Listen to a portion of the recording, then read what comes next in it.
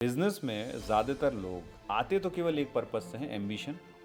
दूसरा पैसा होता है। पहली बात तो आपको समझ में ही नहीं आएगा कि आपको जाना कहाँ है। If you don't have right team then you are not going to do skill. Chief financial officer, उसका काम ये होता है कि कंपनी का जो फाइनेंस होता है उसका प्लानिंग करें। किसी ने बोला मैं सीईओ हूँ, किसी ने बोला मैं सीएमओ हूँ, किसी ने सीटीओ, सब बताया। सब मेरे पास आए किस लिए थे? बिकॉज सबकी एक ही प्रॉब्लम थी, फंड्स। फिनांस एक बहुत बड़ा हेडेक होता है। आप भले आप बिजनेसमैन हो या घर पे बैठे हो, अगर आपके ऊपर उधारी है, डेट है, अगर आपके कल आपको पैसा पे करना है और आपके जेब में पैसे नहीं है। जय हिंद दोस्तों। आज के एपिसोड में हम एक ऐसे शख्स से मिलने वाले हैं जिसने एक कंपनी को ज्वाइन किया था जब वो जीरो थी और 350 करोड़ तक वो लेके गए विद इन 5 ईयर्स। और वो शख्सियत हमको आज ये भी बताएंगे कि किस तरीके से आपकी कंपनी में इस रोल का बहुत इंपॉर्टेंट है और ये एक सिंगल रोल किस तरह आपकी कंपनी को मेक या ब्रेक कर सकता है। तीसरी और मोस्ट इंपॉर्टेंट चीज़ कि क्यों आपको अपनी कंपनी में इस तरह के लोगों को रखना चाहिए और क्यों नहीं रखना चाहिए। क्योंकि ज़्यादातर इंडियन बिजनेसेस की एक फंडामेंटल प्रॉब्लम है, बिजनेसमैन अकेला ही फायर फाइटिंग कर रहा होता है या अकेले सारे डिसीजंस ले रहा होता है। यहाँ कोई भी ऐसा व्यक्ति नहीं होता उसके बिजनेस में जो कि उससे क्वेश्चन करे, जो कि उसको डिस्कम्फर्ट करे। अगर आप चाहते हैं कि आपकी ग्रोथ हो और आपसे कोई सवाल करे जो आपके बिजनेस को ग्रो करने में आपको हेल्प करें, तो एपिसोड एंड तक ज़रूर देखिएगा।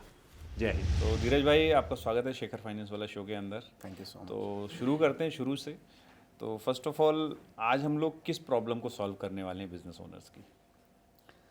बिजनेस ओनर्स की स्केल करने के लिए हम्म उनके पास एक प्रॉब्लम नहीं है, काफ़ी सारी प्रॉब्लम्स है। तो भले स्केल करना हो या फिर अपने नेक्स्ट जनरेशन को हैंड ओवर देना हो, या खुद भी अगर फ्रीडम चाहिए खुद के ऑपरेशंस के, बिजनेस ऑपरेशन से अगर फ्रीडम पाना हो, so these are the typical problems that we are going to solve today. ठीक है, इन तीनों में से अगर एक अपन चुने तो आज कौन सी चुने? तो स्केल की बात करेंगे। स्केल की बात करेंगे। ठीक है, तो फर्स्ट ऑफ ऑल हम लोग एक बहुत इंपॉर्टेंट चीज़ के ऊपर काम करते हैं कि यही प्रॉब्लम क्यों चुनी आपने तीनों में से, वाई दैट? देखिए, मुझे लगता है कि इंडिया में जो अपॉर्चुनिटीज़ अभी नेक्स्ट 10 ईयर्स 20 ईयर्स में जितनी आने वाली है, तो काफ़ी बिजनेस अपॉर्चुनिटीज़ आ रही है। तो जब इतनी अपॉर्चुनिटीज़ है, अगर तो बिजनेसमैन को अगर नहीं पता है कि उसको कैसे किया जाए, अगर कोई उनको सपोर्ट करने वाला नहीं है, देन इट्स अ वेस्ट। तो अपॉर्चुनिटी अपने हाथ से निकल जाएगी और किसी और के हाथ पे जाएगी। So for me, I am on a mission to spread awareness कि भाई you can scale, okay. You have ability to scale. ठीक है, there are certain problems you are facing because of which आपने सोचा होगा कि शायद नहीं कर पाओगे, बट ऐसा नहीं है। And those problems can be easily solve. Can you give me an example? जैसे कि अभी मान लीजिए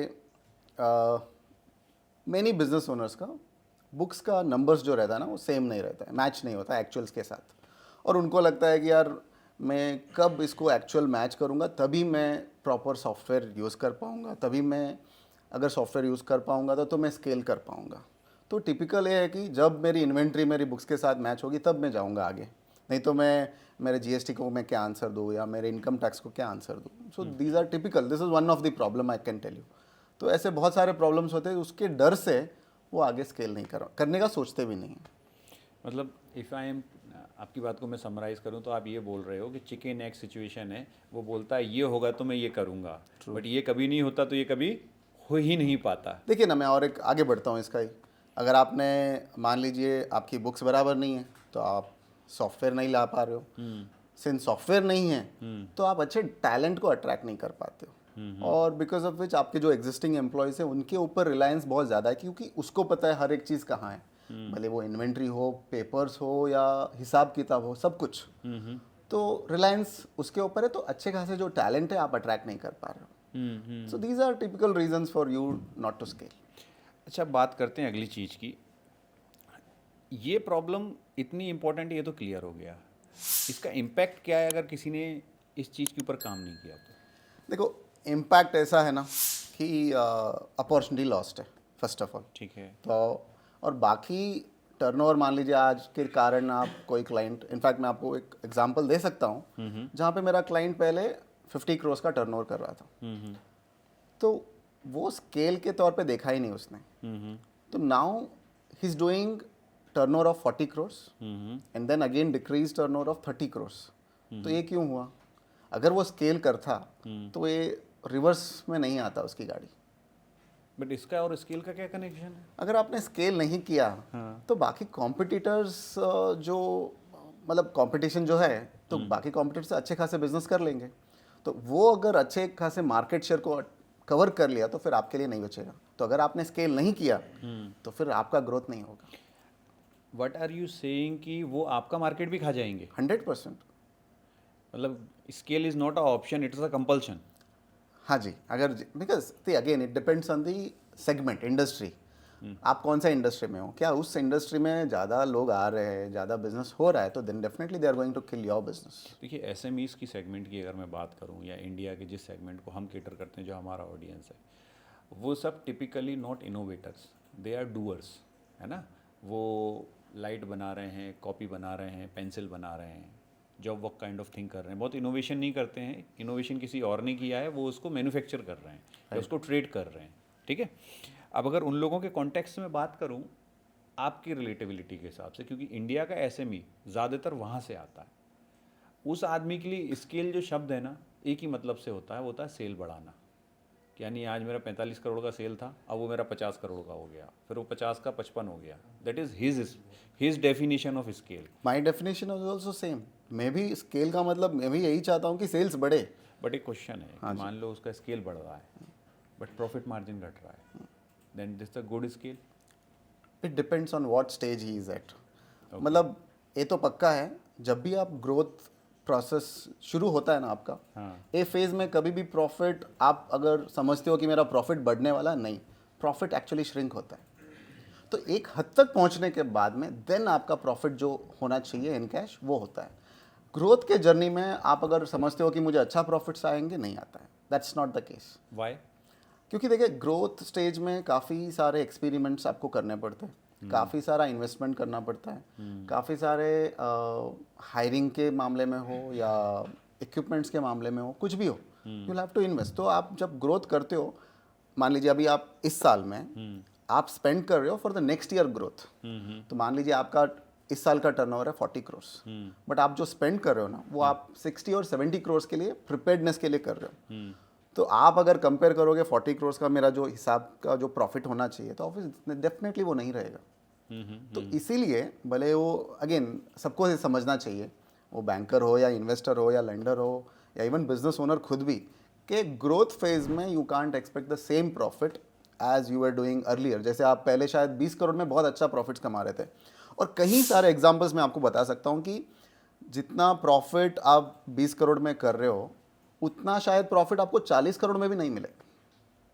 अरे ये होता है, as a finance person, as an auditor, I have seen all of this, कि जो प्रॉफिट्स आप 20 करोड़ में कमा रहे थे आपको 40 करोड़ में नहीं मिलेंगे, क्योंकि आप 40 करोड़ के टाइम पे आप 80 या 60 करोड़ के लिए प्रिपेयर कर रहे हो, तो वो खर्चे बढ़ेंगे आपके।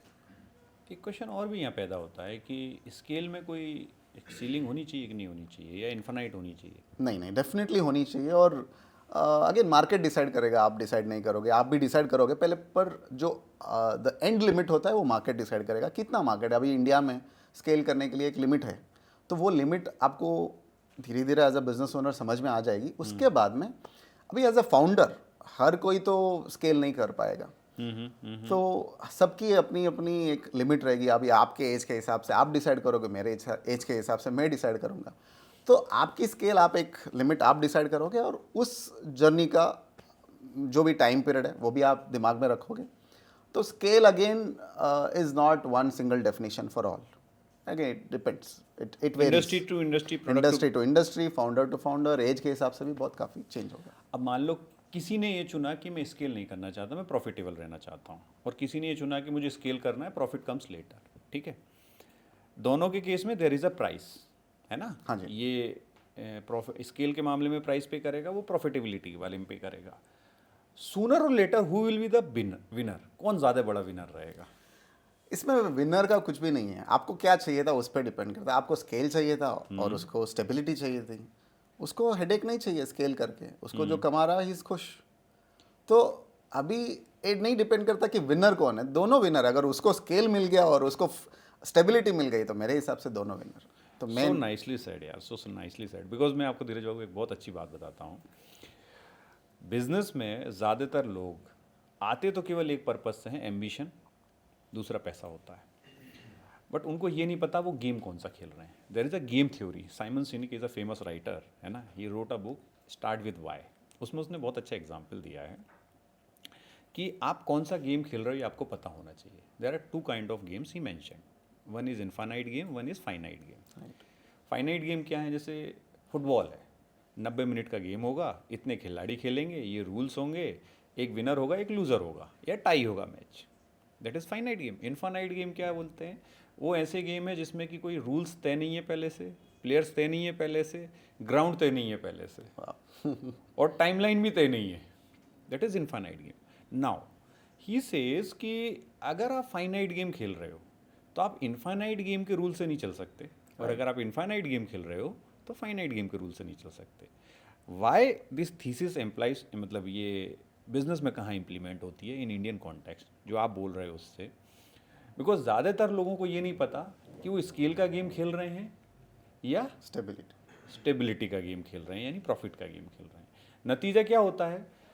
कोई स्टेबिलिटी वाला आदमी इनसिक्योर फील करने लगता है किसी स्केल वाले को देख के सडनली, क्योंकि वो इम्पल्सिव हो जाता है और उसको पता नहीं है, और वो फिर वो ऐसे डिसीजंस लेता है जो कि उसको वहाँ ले जाते हैं जहाँ उसको जाना नहीं था. True, very true. And same vice versa, वो स्केल वाला इन्फीरियर होने लगता है कि यार मेरी तो प्रॉफिट बन ही नहीं रहा, और वो नीचे वाला बढ़िया मर्सिडीज भी ले आया है. So the thing is that कि दोनों को अपना गेम नहीं पता होने की वजह से कॉन्सिक्वेंसेज बहुत सीवियर हो जाते हैं. Is that correct? एब्सोल्युटली. सो अभी वापस आते हैं कि अब मान लेते हैं कोई स्केल वाले गेम के अंदर आ गया, तो स्केल के अंदर एक बहुत इंपॉर्टेंट एस्पेक्ट होता है, that is team. If you don't have right team then you are not going to do scale. Correct? तो एक टीम के अंदर एक मज़ेदार कहानी मैं आपको शेयर करता हूँ, जिससे एक इम्पॉर्टेंट शख्स के बारे में बात करेंगे जो कि आपका कोर स्पेशलाइजेशन भी है. अभी मैं एक समिट में था. उस समिट में हुआ यूँ कि मेरे पास बहुत सारे स्टार्टअप फाउंडर्स आए, स्मॉल बिजनेस ओनर्स भी आए, और सबसे डिस्कशन शुरू हुए. तो मैंने सबके रोल पूछे कि आप क्या करते हो, आप क्या करते हो, आप क्या करते हो. तो किसी ने बोला कि मैं इस कंपनी का फाउंडर हूँ, किसी ने बोला मैं CEO हूँ, किसी ने बोला मैं CMO हूँ, किसी ने CTO, सब बताया. फिर सब मेरे पास आए किस लिए थे? बिकॉज सबकी एक ही प्रॉब्लम थी, फंड्स. कि भाई पैसे की प्रॉब्लम है, धंधा है बट पैसा नहीं मिल रहा है, कैपिटल नहीं मिल रहा है. So I asked them very simple question.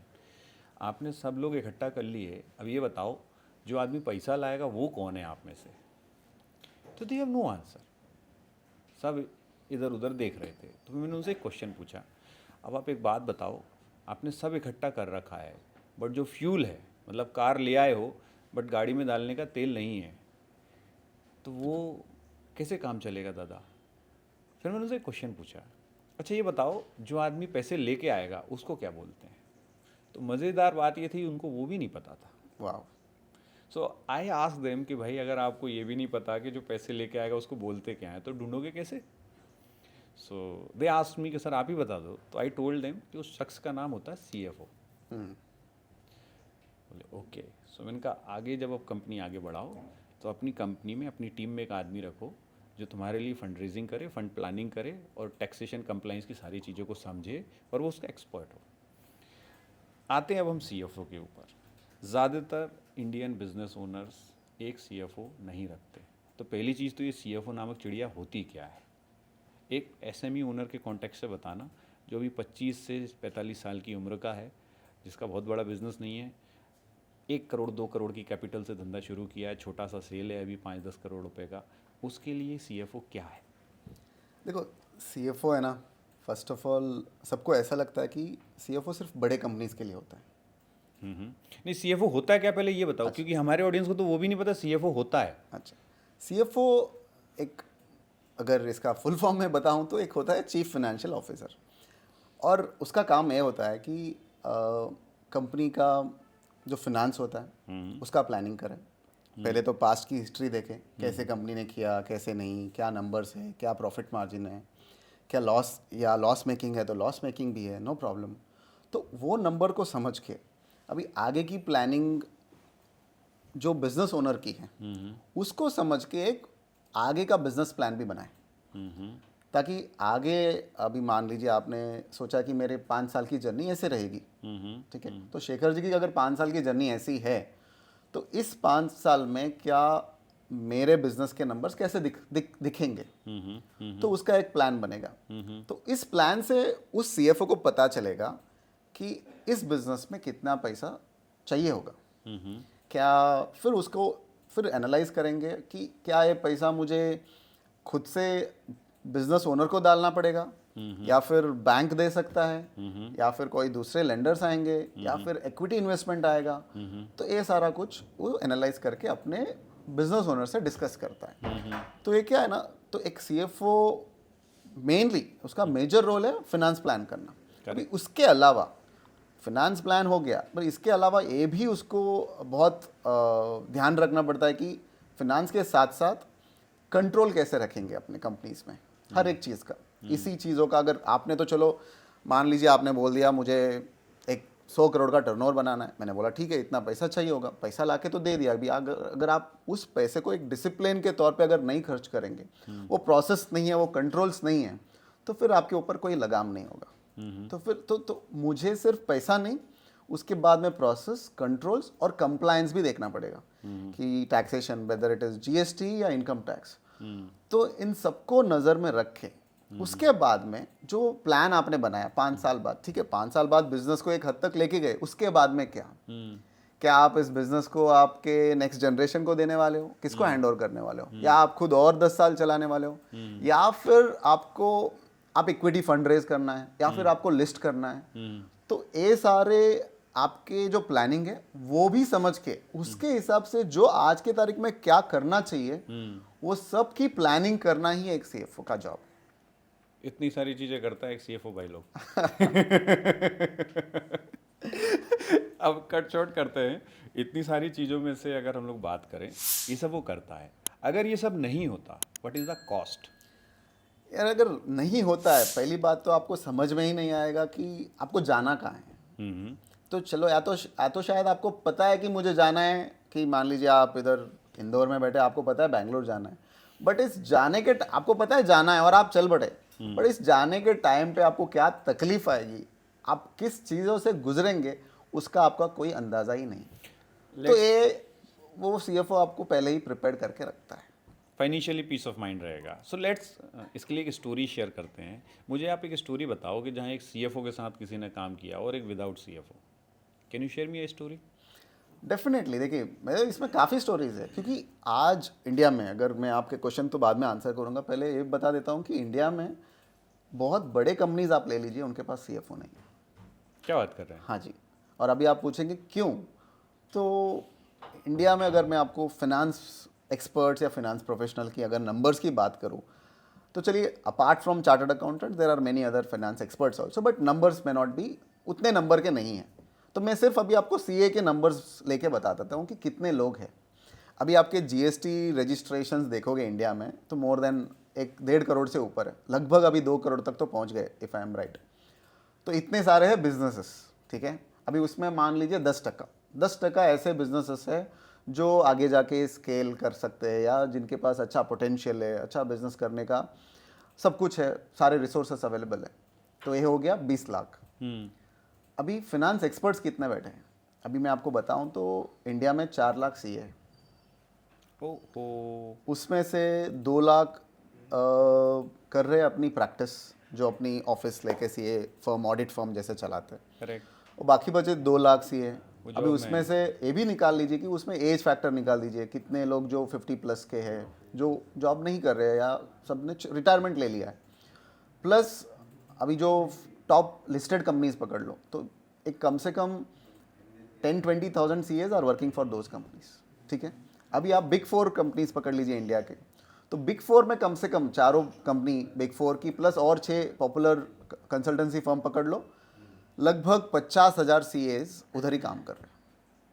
तो बाकी बचे कितने हैं, बाकी मतलब गिनती के 1 लाख बचे हैं आपके पास, ठीक है।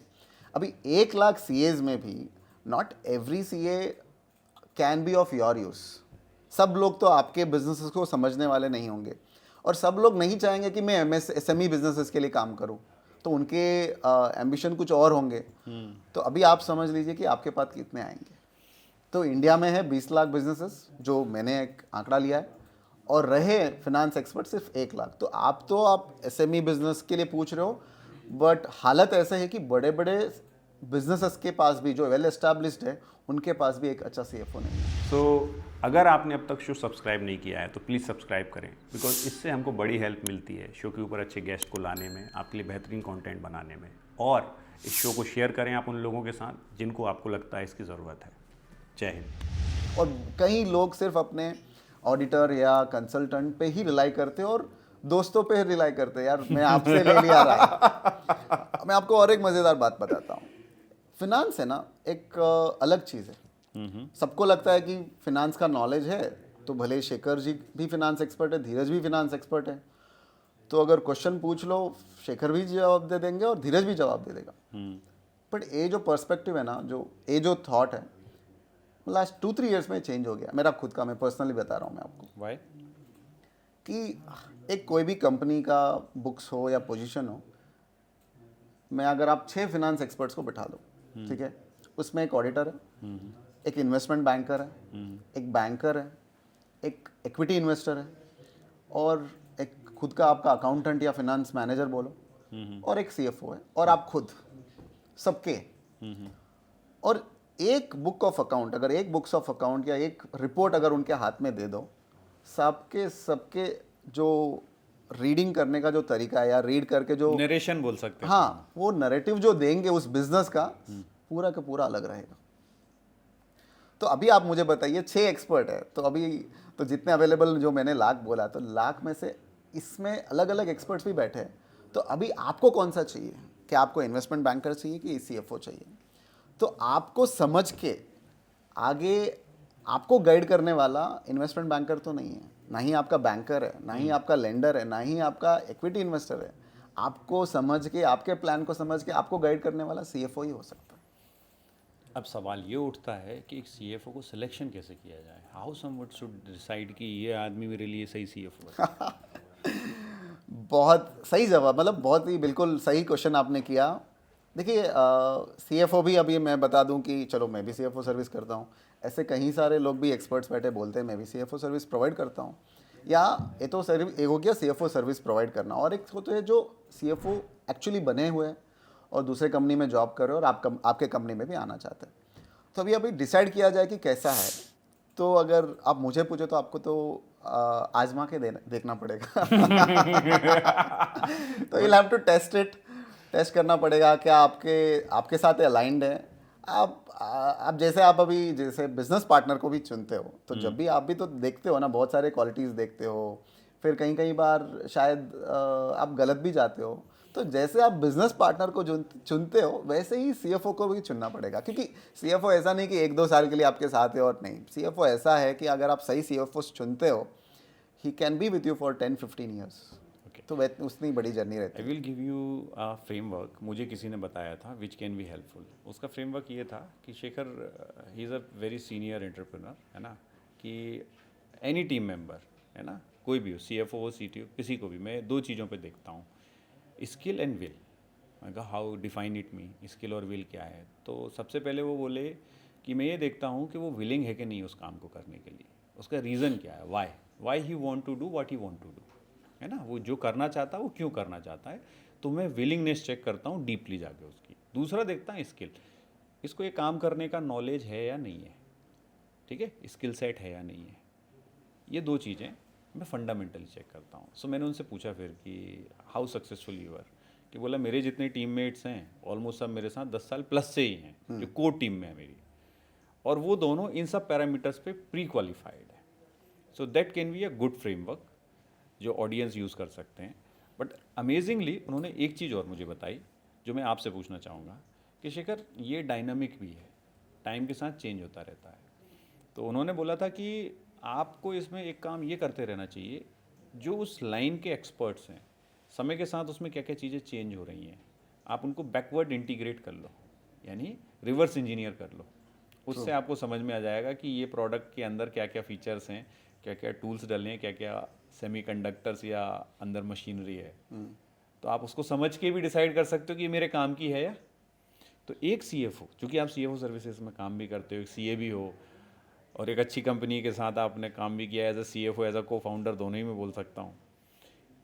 वो टूल्स या वो इंडिकेशन या वो चीज़ें क्या हैं जो देखनी चाहिए?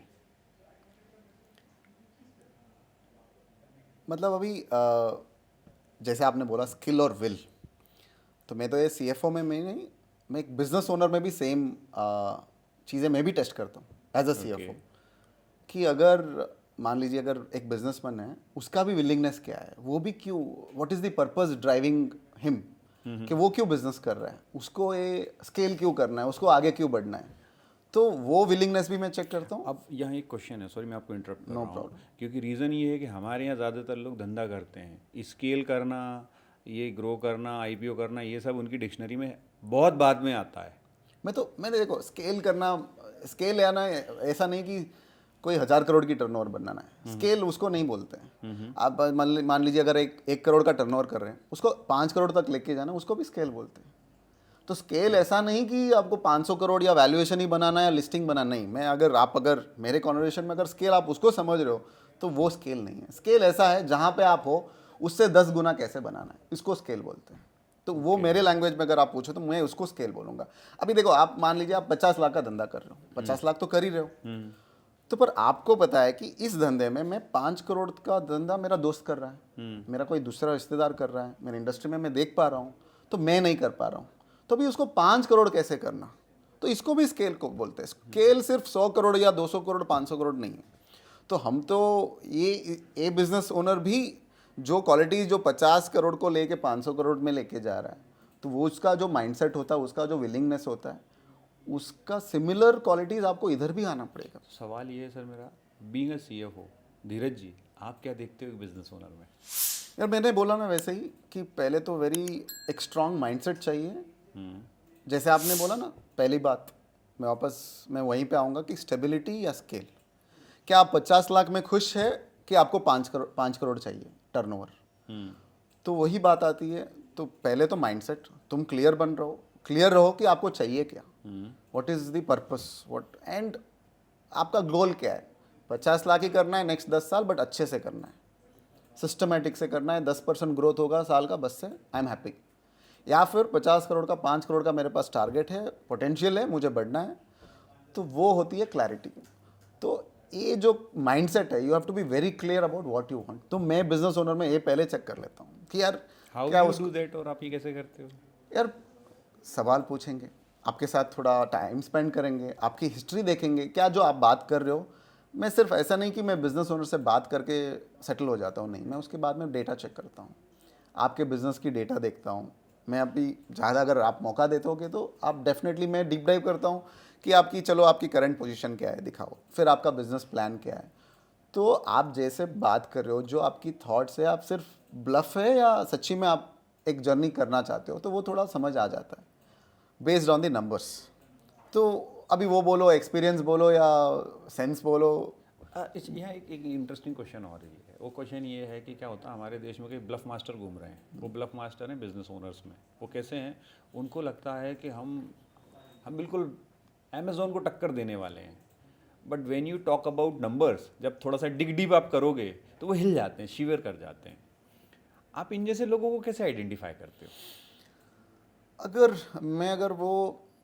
अगर शिवर करते हैं तो फिर वो स्ट्रांगली डिटरमाइंड नहीं है। देखो, एक होता है शिवर करना, एक होता है शिवर करके अगर गिव अप कर दिया तो अलग बात है। अगर शिवर करके डर के भी आगे बढ़ रहे तो there are 2 different categories. I am talking about third one ऐसे जो ब्लफ मास्टर हैं। अच्छा, ब्लफ मास्टर है तो वो तो जैसे मैंने बोला, उनका जैसे अगर आप ब्लफ कर रहे हो, मैं आपका अगर नंबर्स पूछूं और जिस हिसाब से मैं आपकी प्लानिंग पूछूं, हमको तो उसी में समझ में आ जाएगा कि आधी आपकी जो प्लानिंग, अगर आपकी प्लानिंग ही सही नहीं है तो आप ब्लफ कर रहे हो, सिंपल है। अगर मैं आपको क्वेश्चन, आपने अगर कुछ प्लानिंग किया है, मुझे वहाँ पे पहुँचना है, तो कुछ ना कुछ होमवर्क किया होगा आपने। करेक्ट। तो अगर मेरा सवाल का जवाब आपने नहीं दिया तो हमको समझ में आएगा यार सिर्फ हवा में बातें कर रहे हो और इसके पास कुछ है नहीं, तो फिर बस खत्म। उधर मैं आपको उस लिस्ट से हम हटा देंगे आपको। नाउ अभी हम लोग अगले इंपॉर्टेंट टॉपिक के ऊपर मूव कर रहे हैं, दैट इज़ कि एक CFO सर्विस की इंपॉर्टेंस क्या है, ये तो हमने समझ ली। फाइनेंशियल इम्पैक्ट क्या होता है अगर आपने एक CFO रखा वर्सेस नहीं रखा? देखिए, रखने से क्या होता है, एक तो जैसे आपने बोला कि पीस ऑफ माइंड, वो क्योंकि आपका जो फिनांस एक बहुत बड़ा हेडेक होता है। आप भले आप बिजनेसमैन हो या घर पे बैठे हो, अगर आपके ऊपर उधारी है, डेट है, अगर कल आपको पैसा पे करना है और आपके जेब में पैसे नहीं है, तो वो जो स्ट्रेस होता है ना, वो घर पे जो बैठे मॉम हो या आपकी बीवी हो या फिर बिजनेस में बैठे हुए, ऑफिस में बैठे हुए सीएफओ हो या बिजनेस ओनर, वो जो स्ट्रेस लेवल होता है ना, सबका सेम है। तो when it comes to finance, जो एक सीएफओ हायर करने से आपने वो रिस्पॉन्सिबिलिटी उसको दे दी है। जैसे अभी घर पे पैसों की रिस्पॉन्सिबिलिटी शायद मॉम की है या पापा की है या मम्मी की है, तो आपने वो दे दी, तो वो उनका है कारोबार संभालना। वैसे ही बिजनेस में भी आपने अगर वो काम सीएफओ को दे दिया, तो वो हेडेक उसका, अभी तो आप शांति से धंधा कर पाओगे, आपका दिमाग चला पाओगे। नहीं तो अगर फिनांस, अगेन आप भी समझते हो कि पैसा अगर कोई पूछने आ जाए तो कितना अपना दिमाग से फिदर ही काम करता है। तो आप धंधा करोगे, आपको धंधा करने का टाइम चाहिए कि इन सबको संभालना है। तो द मोमेंट यू हायर एक सीएफओ आपने रख दिया, तो इन सब कामों से आप फ्री हो जाते हो और आपको बहुत समय मिलता है आपके धंधे पे ध्यान देने का, आपके ऑपरेशंस, आपके डिलीवरी, आपकी मैन्युफैक्चरिंग जो आपका स्ट्रेंथ है, आपको Core वो area सब है। एक्चुअली इसका एक बड़ा अच्छा नैरेटिव है। हम अभी क्या है कि अभी अपने कुछ क्लाइंट्स का असेसमेंट करना शुरू किए। So we are capital guys, है ना, हम लोग तो फंडिंग में ज़्यादा काम करते हैं। सो पिछले 2 साल से हमने एक थीसिस स्टार्ट की, विच जो एक्चुअली इस कॉन्वर्सेशन में हम क्यों बैठे हैं उसका फाउंडेशन बनी। मैंने स्टार्ट ये किया कि कॉस्ट ऑफ कैपिटल निकालना शुरू किया, या जो रिटर्न ऑन कैपिटल निकालना शुरू किया। मेरे अब जो भी क्लाइंट आता है मेरे पास, मैं उसके साथ बैठता हूँ और एक एक्सरसाइज करता हूँ कि आपने अपने धंधे में कितना पैसा डाला है और उससे क्या आरओआई आना चाहिए। There are base numbers we set. और दूसरा, जो आपने कैपिटल रेस कर रखी है, चाहे घर से लाए, चाहे दोस्तों से लाए, चाहे बैंक से लाए, चाहे आईपीओ से लाए, किसी भी तरीके से लाए, वो कैपिटल की भी एक कॉस्ट है which you are paying. Example के लिए, अगर कोई आदमी 1 करोड़ रुपए लेके बैठा है, घर का प्लस मार्केट का दोनों का मिला के, और उस कैपिटल पे 1% साल का अंतर पड़ जाए, तो कितना होता है? लाख रुपए साल का। 10 साल में वो कितना हो जाएगा? 10 लाख। मज़ेदार बात पता है क्या है? ज़्यादातर बिजनेस ओनर्स को हवा ही नहीं है। कल की ही बात है, मैं किसी बिजनेस ओनर के साथ बैठा था, 7 करोड़ रुपए की, 4.5 करोड़ रुपए की उनकी वर्किंग कैपिटल चल रही है, जिसके ऊपर वो तकरीबन 9.5 का इंटरेस्ट पे कर रहे हैं, जो कि आज की डेट में 8% यानी 8% पर है, यानी 1.5% कम। अब आप 4.5 करोड़ पे 1.5% साल का जोड़ो, कितना होता है? मोटा मोटा 6 लाख रुपये। 4.5 वो हो गया, मोटा मोटा 6.5-7 लाख रुपए। इतना वो एक्स्ट्रा पे कर रहे हैं साल का, due to only one thing, कोई सीएफओ है नहीं, कोई मॉनिटरिंग करने वाला ही नहीं है। मालिक को खुद पता नहीं है, मालिक को तो भगवान भरोसे काम चल रहा है। व्हेन आई डिड दैट, जब मैंने उनको पूरा मैथ करके बताया, यू आर शॉक्ड, बिकॉज वो पैसा पिछले 8 साल से यूज़ कर रहे हैं। तो 8 साल से अगर 6 लाख ही मान लूँ तो 48 लाख रुपीज़ उनके। नाउ जो फाउंडेशन बनी वो इस तरह बनी क्योंकि 2 साल पहले जब हमने ये शुरू किया था, हमको नहीं पता था कि इतना बड़ा प्रॉब्लम है, बिकॉज ज़्यादातर बिजनेस ओनर्स को ये नहीं पता कि वो मेहनत करके ला रहे हैं, वो सारा पैसा बाहर वाले ले जा रहे हैं। So I hope so CFO will help out in this. हाँ जी, अभी जैसे आपने बताया ना, पूछा था आपने कि सीएफओ का रोल क्या होता है, बताया। उसके बाद में जो एक होता है कि मैंने बोला कि आधा हेडेक चला गया, आपको क्या बेनिफिट मिलता है, दैट वाज योर क्वेश्चन। तो हेडेक के अलावा आपको एक अश्योरेंस भी मिलता है कि सब कुछ सही जा रहा है। अभी सब कुछ सही जा रहा है तो उसकी रिस्पॉन्सिबिलिटी ये बनती है, अगर सीएफओ आ जाता है तो वो सिर्फ स्केल के बारे में नहीं देखेगा, जो है खर्चे उसको कैसे कम करना वो भी देखेगा, उसका काम ही है। तो अभी अगर आपने बोल रहे हो कि 1% एक्स्ट्रा कॉस्ट दे रहे हो या 1.5% आपने बैंकर्स को एक्स्ट्रा दे रहे हो, तो उसको रिस्ट्रक्चर करने का काम उसका है। तो अगर आप कोई सीएफओ को हायर करके रख देते हो, तो फिर अभी देखिए और एक क्वेश्चन यहाँ आता है कि क्या मैं सीएफओ को हायर कर सकता हूँ? तो अगर आप मुझे पूछोगे कि एक सीएफओ की कॉस्ट कितनी है, तो यही प्रॉब्लम है ना, जैसे मैंने बताया है ही कम, है ही 1,50,000 लाख लोग, तो आप कौन किस को हायर करेगा? तो सीएफओ की एवरेज कॉस्टिंग है साल की 50 से 60 लाख रुपये। ठीक है, तो महीने का आपको 4 से इतना 5 तो लाख। लोगों का टर्नओवर नहीं है साल का। हाँ जी, तो हम वहीं पे आ रहे हैं अभी। तो अभी 4 से 5 लाख रुपए आपका महीने का पड़ता है। तो अभी इसी कारण ये जो शेयर्ड सीएफओ सर्विसेज, जो सीएफओ सर्विसेज देने वाले, जैसे अभी हम जो कर रहे हैं, ऐसे क्यों एक इंडस्ट्री क्यों पैदा हुई, और ये सिर्फ इंडिया में नहीं, वर्ल्ड वाइड है, सबके पूरा वर्ल्ड वाइड ग्लोबली भी फिनांस एक्सपर्ट्स की कमी है। तो ये क्यों आई, ये कॉन्सेप्ट ही क्यों आया, क्योंकि करना फुल फ्लेज काम तो इधर देखो, अभी जैसे आपका बिजनेस, आप बोलोगे मेरे 100 करोड़ का बिजनेस नहीं, मेरा तो 5 करोड़ का बिजनेस है, तो भी आपके बिजनेस में एक फुल टाइम सीएफओ आके बैठ के करेगा क्या? कुछ भी उसके ज़्यादा काम नहीं है, और ना ही आप उतना उसको दे पाओगे। तो पर उसका जो एक्सपर्टीज़ है उसको है ना, वो आपका शायद काम महीने के 2 दिन में ख़त्म कर देगा, और आपको उसका फ़ायदा भी होगा। अगर तो ऐसे अगर वो 10 क्लाइंट हैंडल करता है और आप सिर्फ उसको 1 लाख रुपए देते हो महीने का, 5 लाख नहीं 1 लाख देते हो, तो उसका कमाई हो जाता है 10 लाख रुपया। तो यहाँ पे उसकी भी अच्छी कमाई हो रही है। और सिंस आप 1 लाख पे कर रहे हो, और तो अभी आप बोलोगे मैंने धीरज 12 लाख रुपए इन्वेस्ट कर रहा हूँ मैं उनके ऊपर, तो मैं आपको दावे के साथ बता सकता हूँ कि 12 लाख में से मतलब मोर देन 50% आपको 12 का 12 लाख रुपया आपके बिजनेस में ही सेव करके दे देंगे, ठीक है, जो अदरवाइज आप शायद उसको नुकसान गंवाने होता वाले है थे, आपको। हाँ, गंवाने वाले थे। और एटलीस्ट 50% लोग आपको 12 नहीं तो 6 लाख तो रिकवर करके दे देंगे। तो आप मान लीजिए एक सिर्फ 50,000 में आप एक अच्छे एडवाइज़र को हायर कर रहे हो जो आपको लॉन्ग टर्म में हेल्प कर रहा है। Great great great. अब आते हैं एक बहुत इंपॉर्टेंट एस्पेक्ट पे, दैट इज़ बनाना क्लब, है ना। तो बनाना क्लब की क्या स्टोरी है और आपका उसमें क्या रोल है, थोड़ा सा मेरे ऑडियंस के लिए बताओ। देखिए, बनाना क्लब एज सच ये हमारी फैमिली ओन बिजनेस है।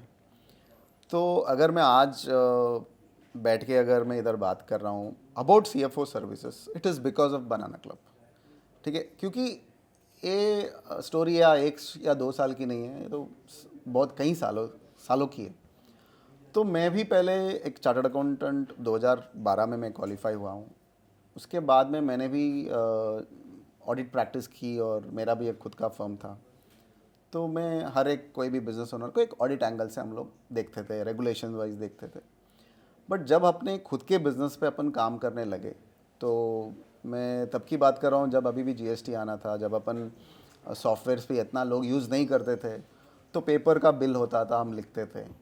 तो उधर से जो जर्नी, ट्रांसफॉर्मेशन जर्नी आप बोलो, और आज के तारीख में जो अभी वेयर वी आर एट, तो ये जो ट्रांसफॉर्मेशन जर्नी है ना, ये पूरा देखने को, एक्सपीरियंस करने को मुझे मिला, और मैं खुद इन्वॉल्व रहा।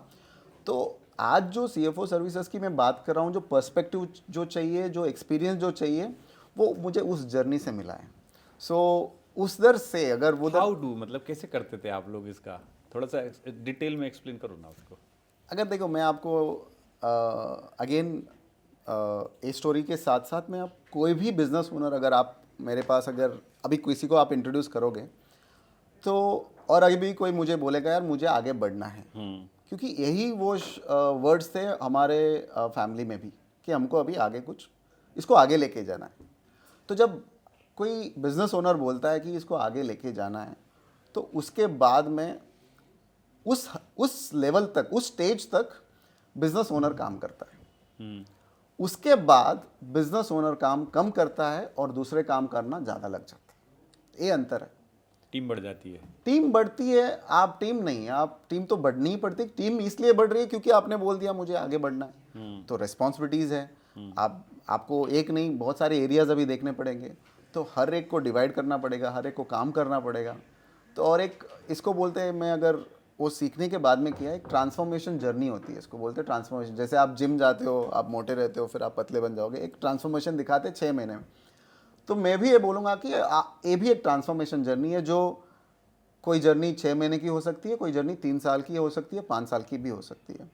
तो ये ट्रांसफॉर्मेशन जर्नी हम लोग पहले प्रिपेयर करते हैं कि आप कहाँ पे हो और आपको कहाँ जाना है। कोई भी क्लाइंट आता है तो अभी मैं फ्रेमवर्क मैं यूज़ करता हूँ। पहले तो मैं देख लेता हूँ कि परख लेता हूँ कि ओनर कैसे है, क्या उसमें सच में उसको आगे बढ़ना है, सच में उसको कुछ करना है। तो फिर ये ब्लफ मास्टर है। हाँ जी, या ब्लफ मास्टर है। उसके बाद में अभी सब कुछ है, तो अभी बनाना है अभी अपने को एक ट्रांसफॉर्मेशन प्लान। तो वो प्लान में हम लोग ये एसेस करते कि अभी हम कहाँ पे हैं, अभी क्या क्या इश्यूज हम फेस कर रहे हैं और कहाँ आइडियली क्या होना चाहिए। आइडियली क्या होना चाहिए गवर्नमेंट ने बता दिया है, बैंकर ने बता दिया, इन्वेस्टर्स ने बता दिया कि this is what is ideal. तो आइडियली आपको क्या बनना चाहिए, उसके तक जो पहुंचने के लिए क्या क्या प्रॉब्लम्स को सॉल्व करना है, उसका एक प्रॉपर प्लान बनता है। तो अभी आपने पूछा कि चलो आप, तो मैंने बोला कि पेपर बिल करते थे, तो पेपर बिल मैंने बोला ठीक है, अगर अभी हम लोग इन्वॉल्व नहीं है, अगर हम नहीं बैठे, कोई और आके बैठने वाला इस चेयर पे, कैशियर पे, तो अपने को एक सॉफ्टवेयर चाहिए होगा, बिलिंग सॉफ्टवेयर चाहिए होगा। तो बिलिंग सॉफ्टवेयर इंट्रोड्यूस करते हैं। तो बिलिंग सॉफ्टवेयर इंट्रोड्यूस किया, बिलिंग सॉफ्टवेयर ठीक है, बिलिंग हो गया। उसके बाद में इन्वेंट्री। तो अभी इन्वेंट्री बहुत बार अगर आप देखोगे तो बिलिंग सिर्फ बिलिंग के लिए होता है, वो सॉफ्टवेयर इन्वेंट्री मैनेज नहीं होती है बहुत सारी मैच ही कंपनीज नहीं में। करेगी वो। तो फिर आती है कि चलो अभी इन्वेंट्री मैनेज करते हैं, इन्वेंट्री को करते हैं। फिर उसके बाद में आता है बुक्स। बुक्स जो है ना, वे बहुत इंपॉर्टेंट है। जो हम, मैं भी अभी कोई भी बिजनेस ओनर आता है तो बहुत क्लियरली डिफाइन करता हूँ, क्या आप जो जो आपके बुक्स में है, क्या वही आप डिस्क्लोज करना चाहोगे? हर एक चीज़, भले वो प्रॉफिट हो या ग्रोथ हो, या फिर आपकी इन्वेंट्री हो या आपका कैश हो। अभी अगर आपका विलिंगनेस है, अगर आपको स्केल करना है, तो इसके अलावा दूसरा ऑप्शन नहीं है, ये आपको पता होना चाहिए। अगर आप नहीं मानोगे तो आप वहीं पे रहोगे। जिस दिन आप मानोगे यार मुझे चेंज होना है, या मुझे चेंज होना ही पड़ेगा अगर मुझे स्केल करना है, तो ये बात को समझनी पड़ेगी कि बुक्स और एक्चुअल्स मैच होनी है। और ये भी हमने, मतलब जब कोई भी ओनर्स को मैं बोलता हूँ तो बहुत डिफिकल्ट सिचुएशन है एज अ कंसल्टेंट, क्योंकि ईजी नहीं है। वो बोलेगा कि यार आपको इनकम टैक्स भरना आ जाएगा, मुझे जीएसटी भरना आ जाएगा। हाँ आएगा, बट कितना आएगा? जितना आएगा, अगर उससे ज़्यादा अगर आप कमा रहे हो नेक्स्ट ईयर, तो क्या आपको प्रॉब्लम है? क्या एक साल अगर आप कम कमाओगे तो चलेगा? बोलते हैं कि थोड़े बहुत लोग मान जाते हैं, हाँ चलेगा, क्यों नहीं, मुझे तो आगे बढ़ना है। तो वो फिर फिल्टर हो जाते हैं वहाँ पे। अगर नहीं मानते हैं तो फिर आप कंटिन्यू कीजिए वो जो आप कर रहे हो, आपको क्योंकि अभी ज़्यादा प्रॉफिट चाहिए, आगे का नहीं सोच रहे हो। तो फिर इसीलिए मैंने बोला था आपको कि जैसे जिस ग्रोथ जर्नी में कभी भी प्रॉफिट उतने नहीं रहेंगे। तो फिर अभी आता है कि टैक्सेशन। अभी टैक्सेशन में मैं बोलता हूँ कि जितना टैक्स अभी आप जब शिफ्ट करते हो जो लगेगा, उससे ज़्यादा, कहीं ज़्यादा बेनिफिट्स आपको मिलने लगेंगे, जो आपने शायद सिर्फ 5 करोड़ का सोचा है। अभी जैसे बनाना क्लब ने भी ऐसा नहीं सोचा था कि हम इस लेवल तक के जाएंगे, अपने को बढ़ना है। तो शायद आपने भी सिर्फ 5 करोड़ का सोचा है, but you never know, you will get an opportunity for 50 crore turnover. Due to a CFO Banana Club की वैल्यूएशन में कितना इजाफा हुआ होगा? आप एक गलत फोरम पे एक गलत क्वेश्चन कर रहे हो, बट फिर भी आई वुड नहीं, ये देखो, अगर मेरा बोलना ऐसा रहेगा कि चलो करंट वैल्यूएशन क्या है, अपन इस तरह चलते हैं। What is current valuation? अभी कंपनी की करंट वैल्यूएशन अब 350 करोड़ की है ना? व्हेन यू ज्वाइन तब क्या थी? उस टाइम पे कोई जो आपकी नेटवर्थ है वही आपकी वैल्यूएशन। एक मोटा मोटा नंबर क्या मान सकते हैं? मान लीजिए 1 करोड़ रुपया। तो 350 गुना आरओआई है ना? ओवरऑल टीम का इनपुट है, जिसमें एक सीएफओ भी इंपॉर्टेंट कंपोनेंट है। योर राइट, हाँ वही मैं बता रहा हूँ था कि ये पूरा क्रेडिट सिर्फ सीएफओ को नहीं जाता है ऑब्वियसली। इसीलिए मैं बोल रहा था, मैं हिचकिचा रहा था आप बोलोगे पूरा क्रेडिट सीएफओ को दे दोगे तो सेल्स वाले फाउंडर वाले क्या करेगा? फाउंडर बोलेगा मैं कहाँ गया भाई। ट्रू, बट डेफिनेटली ये देखो, यही प्रॉब्लम है अगेन फाइनेंस का कि इंटेंजिबल है, ये इंटेंजिबल। आप मेजर नहीं कर पाओगे कि this is one of the reasons that people don't value or don't understand the value of experts, finance experts. तो क्या ये आपको अभी मेजर नहीं कर पाओगे, खुद ही नहीं कर पाओगे फाउंडर्स को तो छोड़ दीजिए। गुड नहीं, दैट्स गुड। सो अब हम क्लोजिंग की तरफ बढ़ रहे हैं। कोई एक मैसेज जो आप ऑडियंस के लिए छोड़ना चाहोगे? देखिए, मैं एक बता सकता हूँ कि जैसे मैंने ऑलरेडी बोल दिया कि अगर आपको स्केल करना है, कि स्केल करना is not about just 100 crore. अगर छोटा सा, अगर 5 लाख का बिजनेस है, उसको भी 50 लाख पे लेके आना है, या 50 लाख के अगर 5 करोड़ के लेके जाना है, तो स्केल करने के लिए आपको तैयार होना बहुत ज़रूरी है। तैयारी में मतलब कोई जैसे मेहमान आ रहा है तो आप जैसे घर की क्लीनिंग करोगे, वैसे आपको हर मेहमान आएगा, आपके बिज़नेस अच्छा होगा तो हर कोई आपके यहाँ पे आएंगे। तो पहले आपका घर, आपका बिज़नेस आपको क्लीन करना पड़ेगा, आपकी बुक्स क्लीन करनी पड़ेगी। उसके बाद में अच्छे अच्छे जैसे फर्नीचर लाओगे, अच्छे अच्छे सॉफ्टवेयर टूल्स, आपको टीम अच्छी हायरिंग करनी पड़ेगी। तो जब आप ये सब की तैयारी करने लगोगे, ये तैयारी ना, इसका टाइम बहुत ज़्यादा नहीं लगेगा आपको, 6 महीना 12 महीना। अगर ये तैयारी आपने कर दी तो बस यही गैप है आज के इंडियन बिजनेस में, बस इसकी तैयारी की बस देरी है। ये तैयारी बहुत डिफ़िकल्ट है बट एक बार हो जाए ना, उसके बाद में आपके ग्रोथ के लिए कोई सीमा नहीं है, मतलब आप इजीली उसको अचीव कर सकते हो जो आपको चाहिए। तो बट ऐसा है नहीं, मतलब ये जो फाउंडेशन है, इधर एक CFO या फिनांस पर्सन का रोल बहुत इंपॉर्टेंट रहता है, बट उसके बाद में जो होता है ना, वो फाउंडर्स की एबिलिटीज़ पे जाता ही है, no doubt about it. But ये फाउंडेशन क्रिएट करना, मैं बोलूँ ये टेक्निकल स्किल कम भी है, और साइकोलॉजिकली बोलो या एक पर्सनल स्किल्स बोलो, क्योंकि यहाँ पे फाउंडर्स को समझ के उनको समझ के जवाब देना पड़ता है ना, सुझाव देना पड़ता है। ये तो बहुत ही डिफ़िकल्ट स्किल है, अगेन इट्स नॉट ईजी। तो हाँ, तो मैं यही बताऊंगा कि क्लीन करना है, सॉफ्टवेयर लाना है, Clean your books. या cleaning your books, softwares and teams. Once you clean your books, it's again as I told you, as you told, कि क्लीन करोगे तो सॉफ्टवेयर लेके आ पाओगे, क्योंकि बिना क्लीनिंग सॉफ्टवेयर रखोगे तो GST, इनकम टैक्स को सारा डेटा मिल जाएगा। करेक्ट। तो क्लीन कीजिए, फिर सॉफ्टवेयर सारे के सारे जितने भी आपको लगता है कि इंडस्ट्री में सॉफ्टवेयर लोग यूज़ करते हैं, तो आपको भी यूज़ करना चाहिए। जैसे अच्छे सॉफ्टवेयर यूज़ करोगे तो ये हो जाएगा प्रोसेस ड्रिवन। तो एक बार प्रोसेस ड्रिवन हो जाएगा तो फिर आप अच्छे टैलेंट को अट्रैक्ट कर पाते हो। और कई लोग ऐसे बोलते हैं यार सॉफ्टवेयर कौन सा यूज़ करूँ, मैं तो ये बोलता हूँ कि कोई भी करो, पहले यूज़ करो, पहले सॉफ्टवेयर यूज़ करो, क्योंकि प्रॉब्लम सॉफ्टवेयर में नहीं है, प्रॉब्लम है अपने में, क्योंकि अपनी हैबिट्स, अपनी आदतें बहुत गंदी है, और उस मतलब ख़राब आदतें को अगर सुधारना है तो एक सॉफ्टवेयर के लेके आओ, अपने आप आदतें सुधर जाएगी। और मेरा यही मानना है कि ये सब करने के लिए ना बिजनेस ओनर्स को बहुत ही स्ट्रांग होना ज़रूरी है। मतलब उसका माइंडसेट, अगर वो चाहता है कि मुझे स्केल करना तो ही होगा, भले आपको CFO कितना भी दे दे ज्ञान कि आप ऐसे करो, नहीं, वो नहीं चलेगा। CFO सिर्फ एक डायरेक्शन दे सकता है, बता सकता है कि क्या आने वाला है, क्या चलना नहीं आप ही आने को वाला है। है, वो सारी हेडेक ले सकता है, आपको अश्योरेंस दे सकता है, बस उतना ही।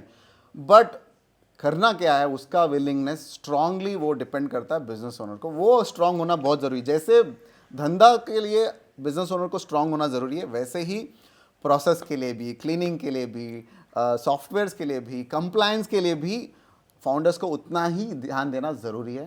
तभी हर एरिया ऑफ योर बिजनेस, अगर आप मानोगे कि अगर आप सिर्फ कंप्लायंस और फिनांस पे ध्यान दे दिया, अगर आपने सेल्स पे नहीं ध्यान दिया, which is the core of your business, तो फिर क्या मतलब? कोई मतलब तो आपको सेल्स पे भी ध्यान देना है, सेल्स के साथ साथ इन सब पे भी ध्यान देना है। समराइज करता हूँ इसको मैं एक छोटी सी बात के साथ। महाभारत के युद्ध में भगवान कृष्ण के पास दुर्योधन और अर्जुन दोनों पहुँचे थे। कृष्ण ने बोला कि मेरे पास नारायणी सेना भी है और मैं भी हूँ, बोलो आपको क्या चाहिए। तो दुर्योधन ने नारायणी सेना ली और अर्जुन ने नारायण लिए और युद्ध का परिणाम सबको पता है।